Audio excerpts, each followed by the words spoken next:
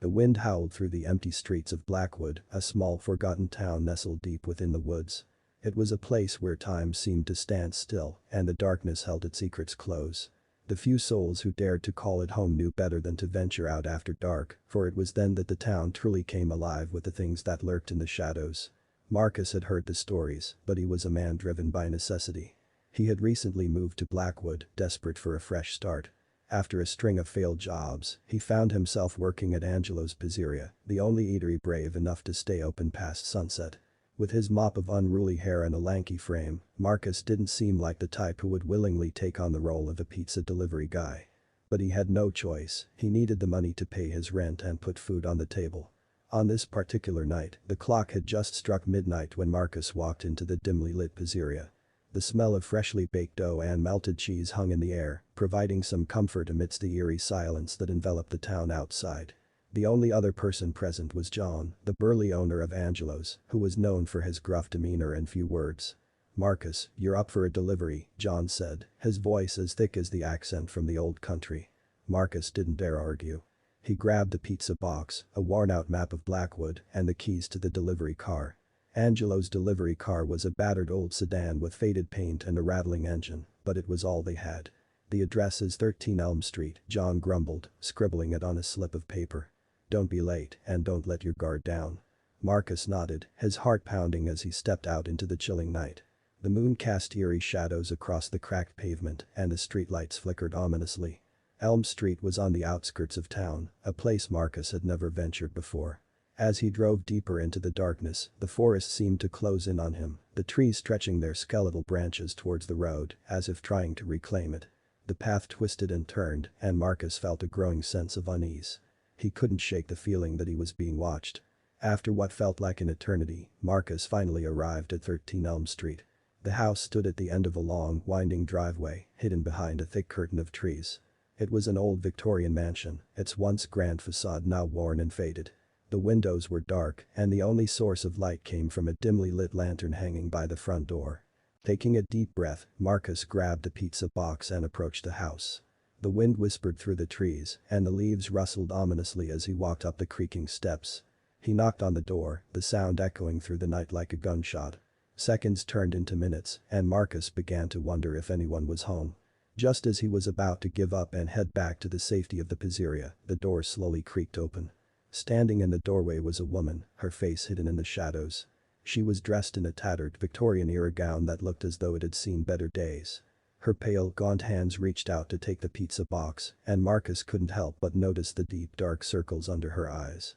"Thank you," she whispered, her voice barely more than a breath.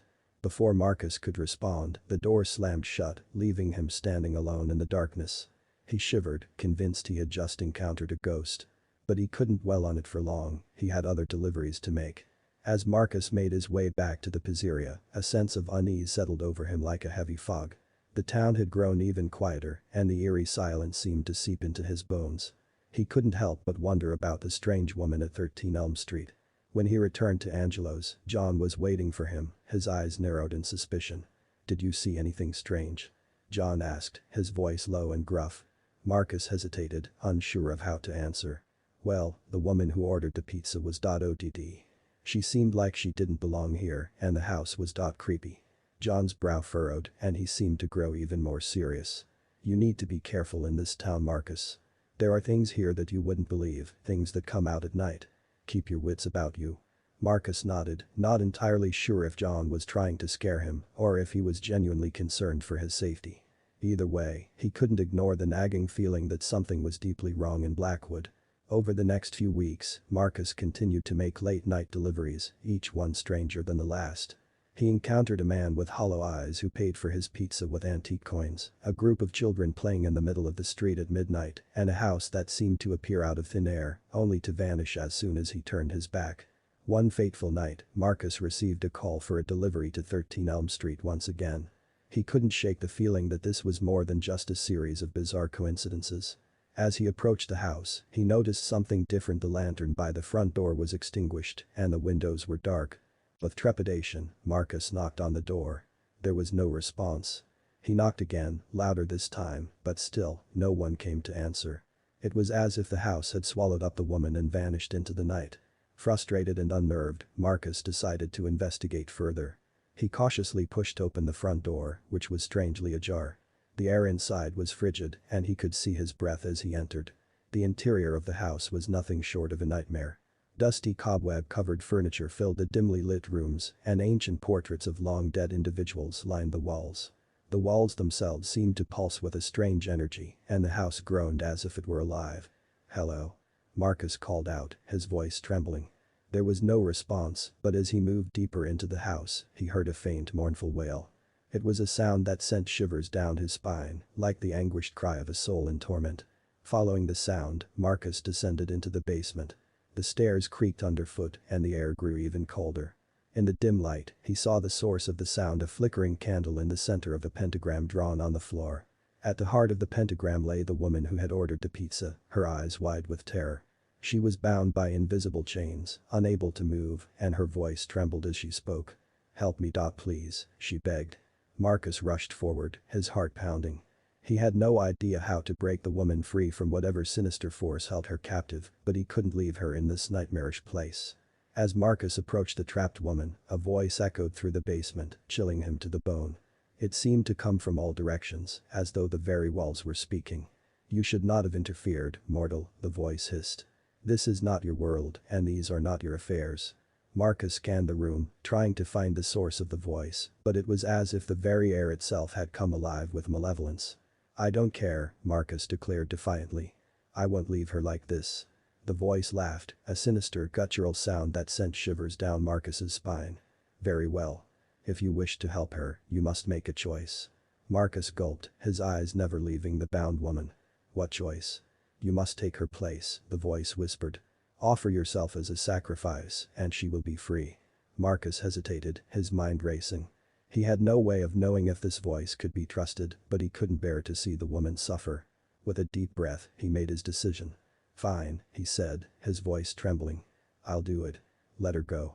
As soon as Marcus uttered those words, the pentagram on the floor began to glow with an eerie, otherworldly light. The woman's bindings loosened, and she stumbled to her feet.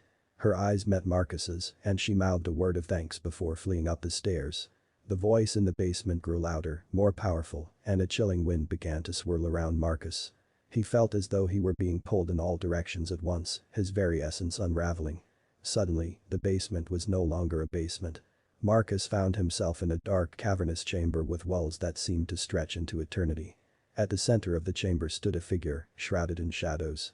It was the source of the voice, the entity that had demanded his sacrifice. "You have made a pact with the unknown," the figure intoned. "You have offered yourself willingly, and now you are bound by the terms of our agreement."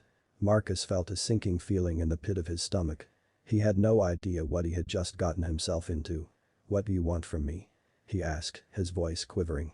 The figure stepped closer, revealing its true form. It was a grotesque creature, a twisted combination of human and something far more sinister. Its eyes glowed with an unnatural fire, and its fingers ended in long, sharp claws. "I am known as the Keeper of Shadows," the creature said. "You have offered yourself as a vessel for my power. In return, you will be granted abilities beyond your wildest imagination. You will become a harbinger of darkness, a guardian of the night." Marcus couldn't believe what he was hearing. It was as if he had stepped into a nightmare from which there was no escape. "What do I have to do?" he asked, resigned to his fate. The Keeper of Shadows grinned, revealing rows of jagged teeth. "You will become my agent in the mortal realm. You will carry out my will, and in return, I will grant you the power to protect yourself and those you care about." With a wave of its clawed hand, the Keeper of Shadows sealed the pact.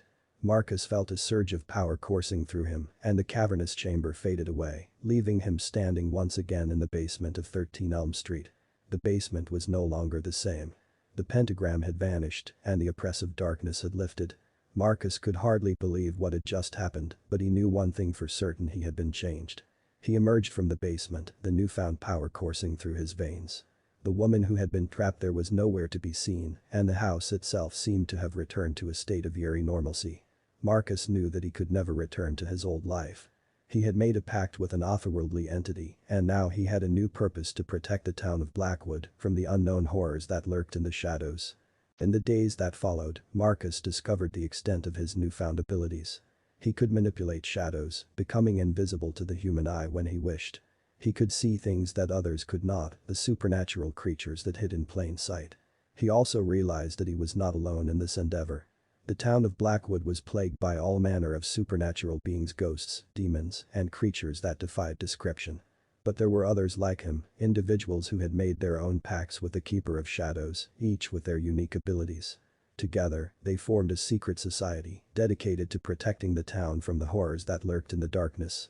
They called themselves the Night Guard, and Marcus became their leader, guiding the others in their battle against the unknown. As the leader of the Night Guard, Marcus faced countless challenges. The town of Blackwood was a hotbed of supernatural activity, and every night brought new horrors to confront. But he was no longer the scared and powerless pizza delivery guy. He had become a guardian of the night, a force to be reckoned with. One particularly harrowing night, a portal to a realm of pure darkness opened in the heart of Blackwood. The Night Guard gathered to confront the malevolent entity that had emerged, a being of pure shadow that threatened to engulf the entire town. With their combined powers, the Night Guard fought valiantly, pushing the entity back into the portal and sealing it with a powerful incantation. The portal vanished, leaving the town once again shrouded in darkness. But with every victory came a price. Marcus and the Night Guard knew that their pacts with the Keeper of Shadows came with consequences. They could feel the darkness gnawing at their souls, and they knew that one day, it would come to collect. As the years passed, the Night Guard's powers grew, but so did the darkness within them. Some members began to lose their humanity, succumbing to the malevolent influence of the Keeper of Shadows. It became a constant battle to retain their humanity and resist the lure of the darkness. The time came when Blackwood faced its greatest threat, a powerful ancient evil that sought to plunge the town into eternal night. The Night Guard knew that this would be their most challenging battle yet, and they gathered their strength for a final confrontation. The battle raged on through the night, the Night Guard fighting with all their might to protect the town they had come to love. It was a brutal and bloody conflict, and many of their members fell in the struggle. Marcus knew that this would be his ultimate test. He faced the ancient evil, a monstrous being that seemed to embody all the darkness of the world. With every ounce of his power, he fought against it, pushing it back inch by inch. In the end, it was a battle of wills. Marcus drew upon the power of the Keeper of Shadows, channeling it into a blinding burst of light that pierced through the ancient evil's heart. With a deafening scream, the evil was vanquished, and Blackwood was saved.